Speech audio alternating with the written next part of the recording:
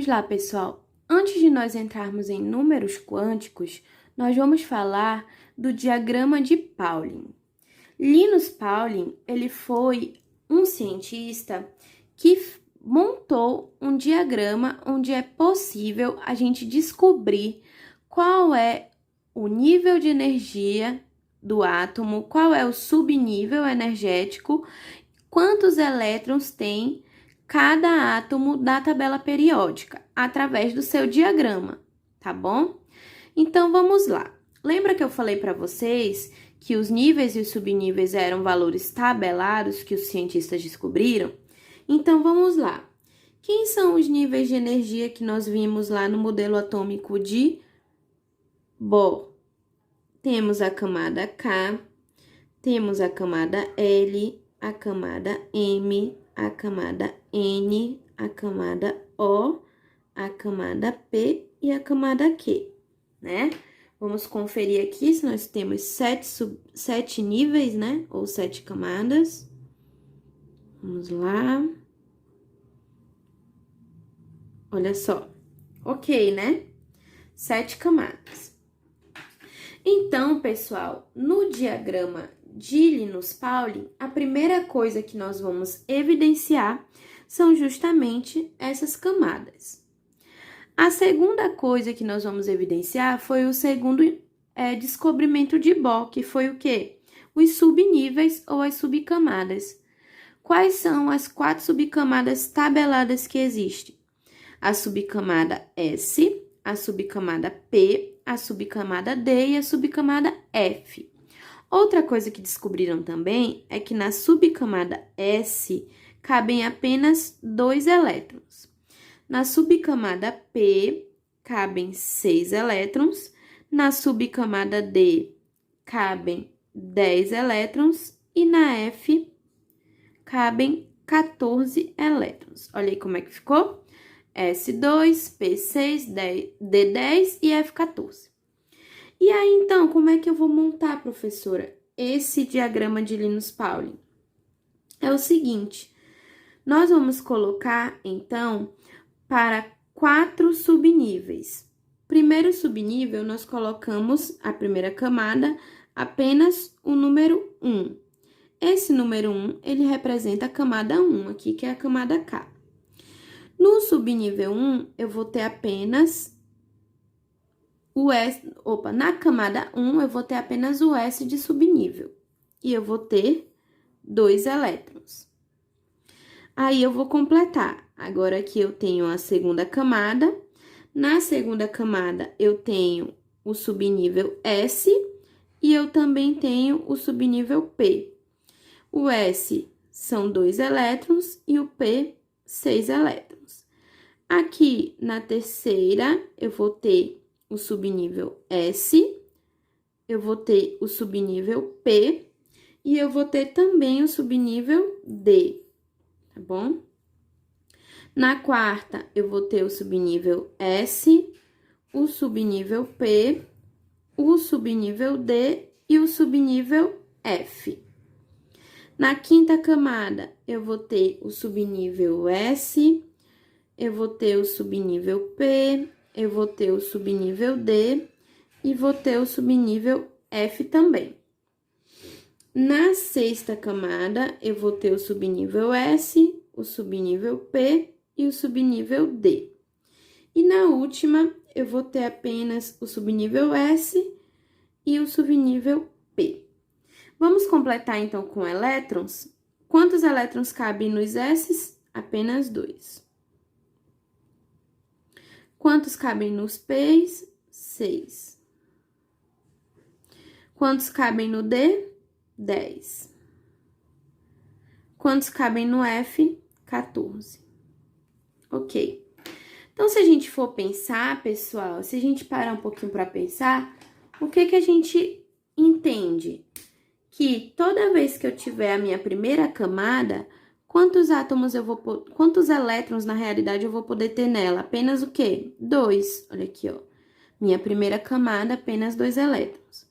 Na segunda camada, eu tenho 6 do P e 2 do S. Então, eu vou poder ter 8 elétrons. Na terceira, eu tenho 10, 16, 18. 18 elétrons. Na quarta, eu vou ter o total de 32 elétrons. Na quinta, também 32. Na sexta, 10 mais 6 mais 2, novamente 18. E na sétima, 8 elétrons. Professora, tá bom, a senhora colocou tudo isso, a senhora explicou, mas eu não vou conseguir fazer isso sozinho, não vou conseguir entender isso, não.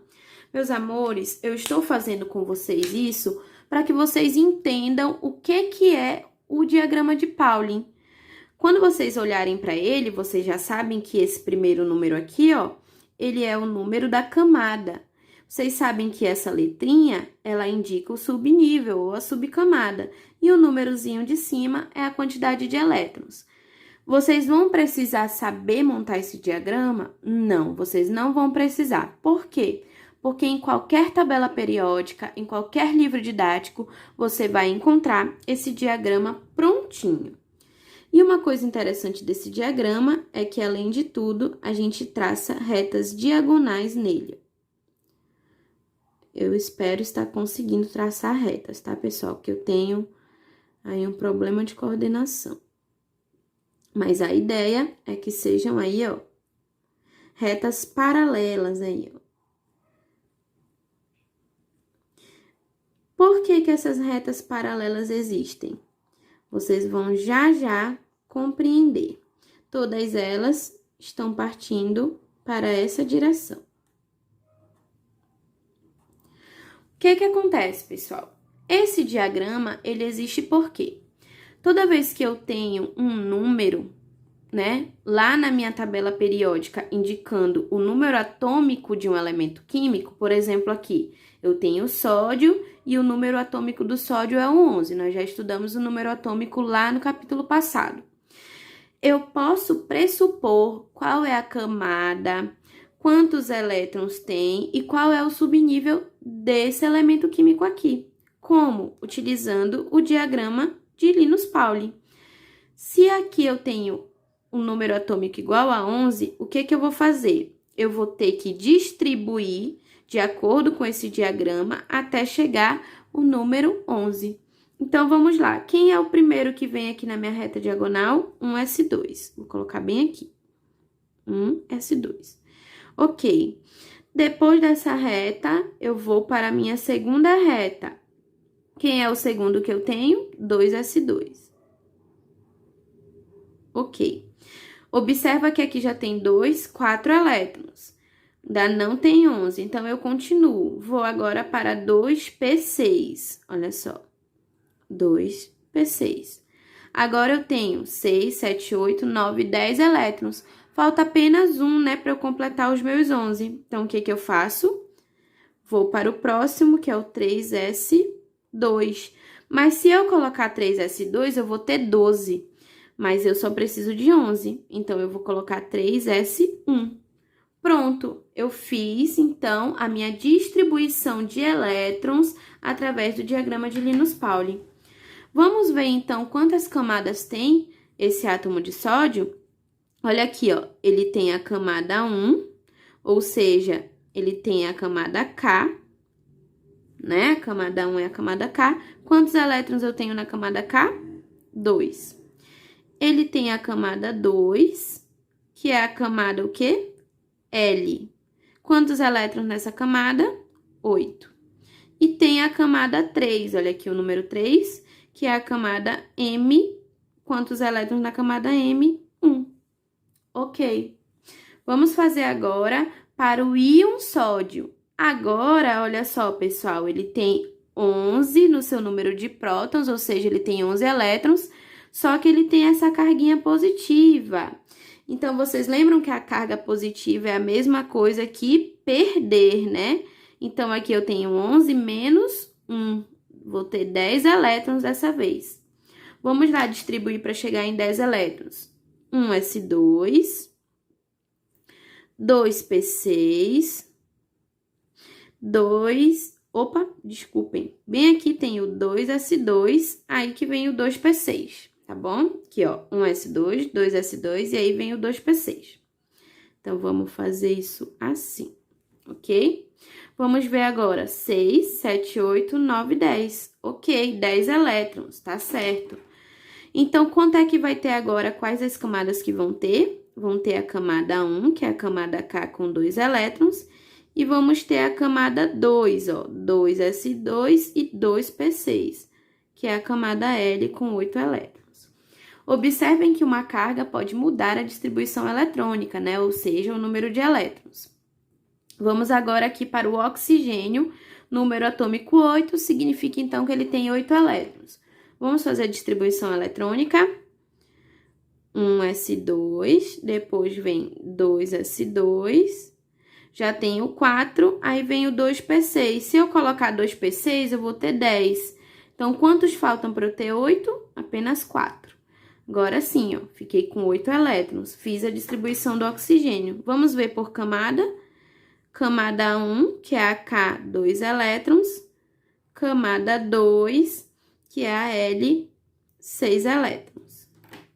Agora aqui embaixo, eu continuo tendo oxigênio de número atômico 8, só que agora eu tenho uma carguinha.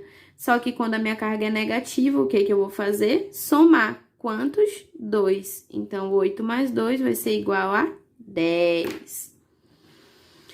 Vamos lá. Chegar em 10. 1s2, 2s2, 2p6. 6, 7, 8, 9, 10. Cheguei. Qual que tem esse íon, então? Quais camadas? A camada K com 2 elétrons e a camada L com 8 elétrons. Se vocês não tiverem compreendido, volta o vídeo, vê de novo e vocês vão fazer os exercícios do livro de vocês aí dessa partezinha, tá bom? Vou já dizer para vocês as páginas. Vamos terminar a aula de hoje por aqui.